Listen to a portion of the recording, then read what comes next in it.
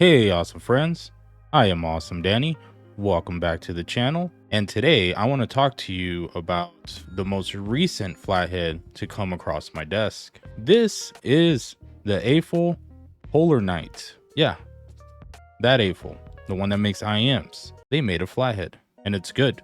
If you like flatheads, go buy it. If you don't like flatheads, don't buy it. If you don't know if you like flatheads, maybe watch this video. So a quick thank you to HiFiGo. They're the ones that provided the PolarNight for review. Thank you guys for making this video possible. PolarNight, as I mentioned, are a pair of flat-headed earbuds. So for those of you guys that don't know, this is what we used to use to listen to music portably in the before time, in the long ago, I think. I'm not sure when IMs were invented. I'll put up the number there.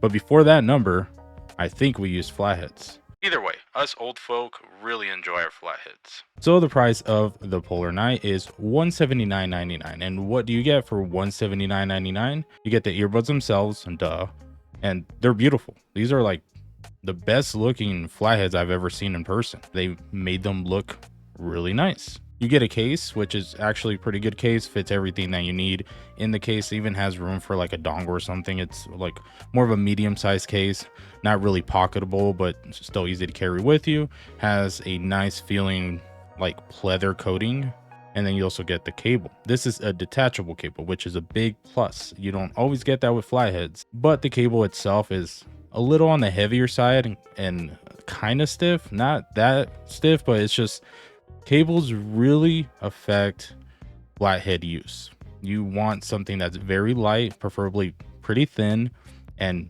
very malleable. Something that's not going to get in the way at all. You don't want it to readjust the flatheads in your ear during use. You don't want it to be tugging on them too much, and you also don't want them to be like pushing up on them. Like if the cable's kind of stiff, any little bit of leverage will push the earbud up and then out.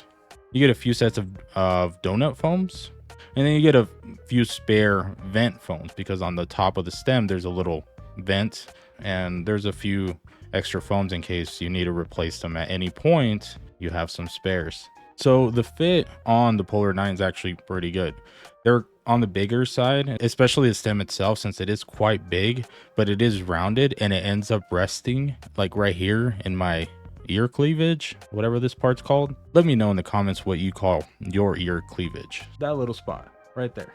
Stem rests in there very snug, and it actually adds stability to the earbuds themselves. One thing though, since I use ear hooks, those rubber ear hooks with a lot of my flatheads, it does not work with these earbuds. They have vents on the top end of the bud, so when you put the ear hooks in and they're pushing up against the top end of the bud, they actually block those vents, and it kills the bass, just completely flattens that out. So keep that in mind. I had no issues with fit, no issues with the build itself.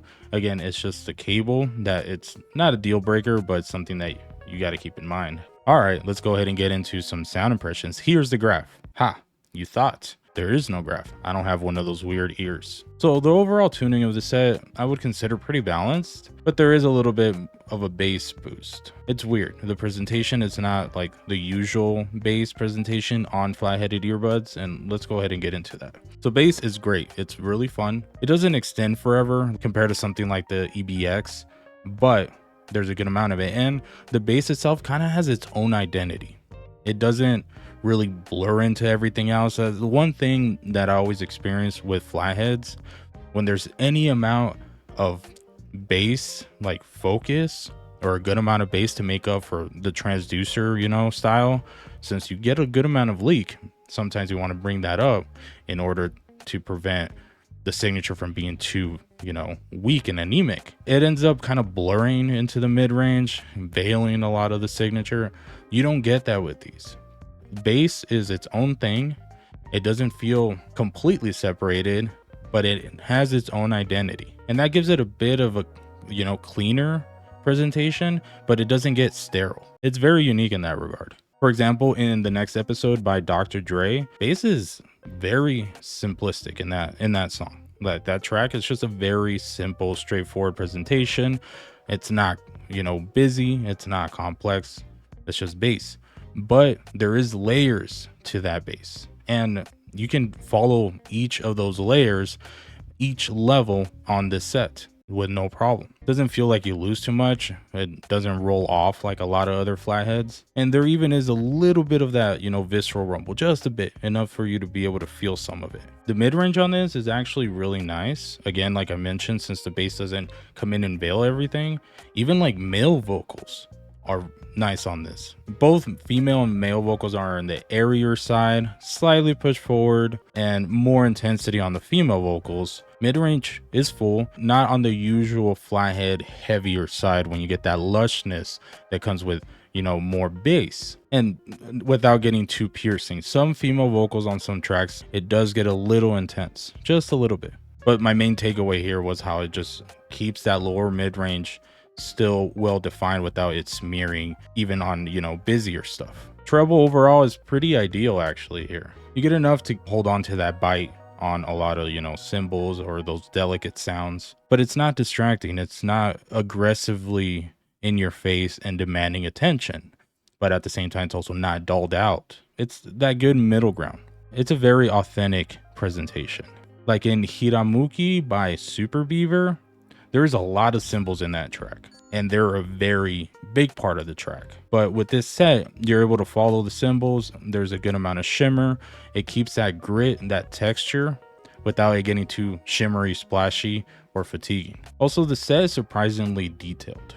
You get a lot of those little nuanced, delicate sounds very clearly defined. I was actually surprised how well defined a lot of the sounds are, considering that the main focus is that bass. You get that bass, and that's what you tend to latch onto. But then you notice there's a lot of little things too. Just overall, the sound presentation feels very roomy. It's not like emptiness, but it's just there's a good amount of space between sounds, but still filling up the entire stage. This set really impressed me.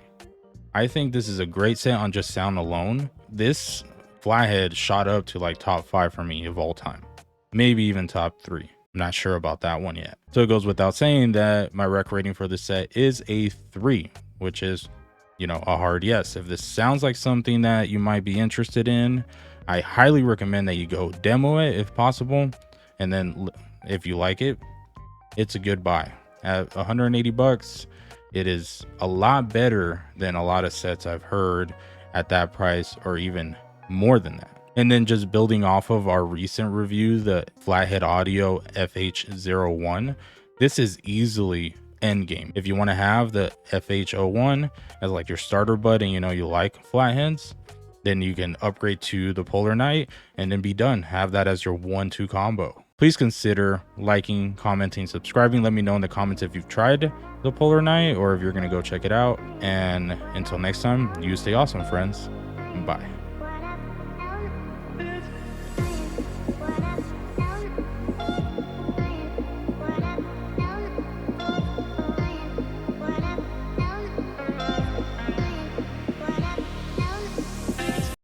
So I woke up this morning, unfortunately.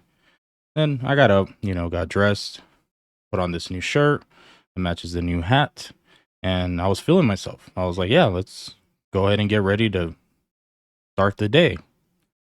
So I leave my room and I go say good morning to my son, and he turns over and looks at me and says, "Sup, SpongeBob?"